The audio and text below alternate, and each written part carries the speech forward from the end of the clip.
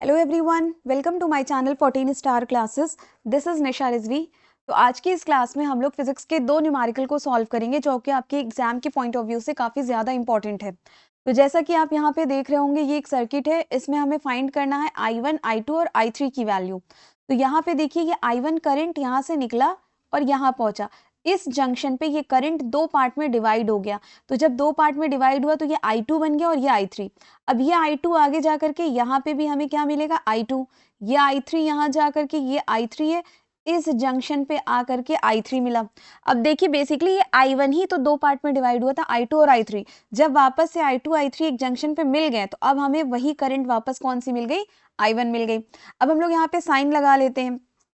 तो साइन की बात करें तो ये हमारा हायर पोटेंशियल है और ये लोअर पोटेंशियल है, प्लस माइनस। इसी तरह ये प्लस ये minus, plus minus and again plus minus. Current हमेशा हमारी पॉजिटिव टर्मिनल से चलती है, ठीक है। नीचे वाले को भी कर दें तो ये प्लस माइनस, इधर से करंट चलेगी, जिधर से चलती है उधर फिर हम पॉजिटिव और ये नेगेटिव, ऐसे हम लोगों ने बना लिया इसे, ठीक है। अब यहाँ पे इसको हम सॉल्व करें तो ये हमारा लूप 1 है और ये हमारा लूप 2 है, ठीक है। तो अब हम पहले क्या करेंगे, applying KVL in loop 1। First loop में हम KVL को अप्लाई करेंगे।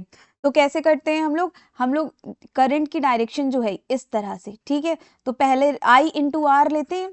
तो I यहाँ पे कितना हमारा I2 है और रेजिस्टेंस कितना है, 3 है, ठीक है। तो हम लिखेंगे 3I2। फिर हम आगे बढ़े तो हमें सबसे पहले कौन सी साइन मिली, पॉजिटिव मिली। तो यहाँ हम लगाएंगे प्लस और यहाँ पे कौन सी करंट है, I1, तो 2I1। और आगे बढ़े तो अब यहाँ पे हमें कौन सा टर्मिनल मिल रहा है, निगेटिव, तो माइनस में 12।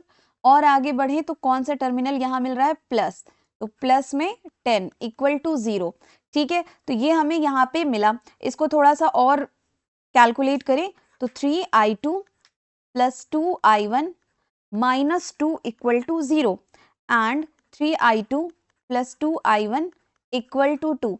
और यहाँ पे देखिए, ये I1 ही तो I2 और I3 में ब्रेक हो रही थी, तो यहाँ से हम लोग कह सकते हैं I1 जो है वो I2 प्लस I3 के बराबर है। तो यहाँ पे हम पुट कर दे अगर, तो हमारा क्या हो जाएगा, 3I2 प्लस 2, I1 की जगह क्या रखेंगे, I2 plus I3 equal to 2। तो 3I2 plus 2I2 plus 2I3 equal to 2, ये हमारा बना। इसके बाद हम और कैलकुलेट करें तो यहाँ से हमारा क्या बन गया, 3I2 प्लस 2I2 कितना हो गया, 5I2 प्लस में 2I3 इक्वल टू 2। ये इक्वेशन नंबर 1 बन गया हमारा। अब ऐसे ही हम अप्लाई करें क्लोज लूप सेकेंड में। तो अप्लाइंग KVL इन लूप 2 जो हमारा है ये, ठीक है। इसमें अप्लाई करें तो देखिए, करंट ऐसे चल रही, पहले हमें पॉजिटिव टर्मिनल मिल रहा है और कौन सी करंट है, I3 है, तो 4I3। एंड हम आगे बढ़े तो आगे बढ़ने पे देखिए हमें क्या मिल रहा है, माइनस मिल रहा है, माइनस 3I2 इक्वल टू 10, ये हमें मिल गया। इसको हम इक्वेशन नंबर 2 मान ले रहे हैं, ठीक है। अब दो इक्वेशन साइमल्टेनियसली तो आप लोग सॉल्व कर लेते होंगे। हमें क्या करना है, होता है कि किसी एक की वैल्यू को सेम करने के लिए कुछ ना कुछ मल्टीप्लाई या डिवाइड कुछ भी हम ऐसे करते हैं। तो यहाँ पर देखिए, यहाँ 2I3 है और यहाँ क्या है, 4I3 है। अगर हम इक्वेशन 1 में 2 से मल्टीप्लाई कर दें और फिर यहाँ लिखें तो 2 2 ज़ा 4I3, पहले हम I3 वाला फंक्शन लिख ले रहे हैं क्योंकि यहाँ पे I3 पहले है। फिर 2 5 ज़ा 10I2, तो प्लस 10I2 एंड 2 2 ज़ा 4, ये हमारा इक्वेशन बनके तैयार हुआ। हम क्या करेंगे, सब्ट्रैक्ट कर देंगे तो नीचे की सबकी साइन चेंज हो जाएगी, ये कैंसिल हो जाएगा। ये क्या बचेगा हमारा, -3 -10 यानी कि -13I2 इक्वल टू 10 में से 4 गया 6। तो I2 की वैल्यू हमें क्या मिल गई, -6/13 मिल गई। अब यही I2 की वैल्यू किसी एक इक्वेशन में पुट करके I3 की वैल्यू निकाल लेते हैं। तो हम इसी में पुट कर दे रहे हैं, इस वाले में। तो 5I2 की वैल्यू क्या, -6/13 plus 2I3 equal to 2। Further calculate करें तो -30/13 प्लस 2I3 इक्वल टू हमें क्या मिल गया, यहाँ से 2। देन 2I3 इक्वल टू 2 और -30 प्लस 13/13 आएगा तो इधर +30/13 हो जाएगा। एलसीएम लेंगे तो 26 प्लस 30 अपॉन में 13, this is equal to 6325 upon में 13। ये हमारी वैल्यू थी 2i3 की। i3 की वैल्यू क्या हो जाएगी, ये 2 नीचे मल्टीप्लाई में आ जाएगा, 2 2 ज़ा 4 एंड यहाँ से 2 8 ज़ा 16। क्या हमारा मिल गया i2 की वैल्यू, i3 की, ये हमें मिल गई 28 अपॉन में 13। अब हमें i2 मिल गया, i3 मिल गया। फिर हम लोगों ने ऊपर देखा था ना कि यही i1 जो है ये दो पार्ट में डिवाइड हुआ था, i2 प्लस i3 में। तो हम i1 भी निकाल लें। i2 की वैल्यू हमारी कितनी निकल के आई है, i2 की वैल्यू हमारी -6/13 आई है।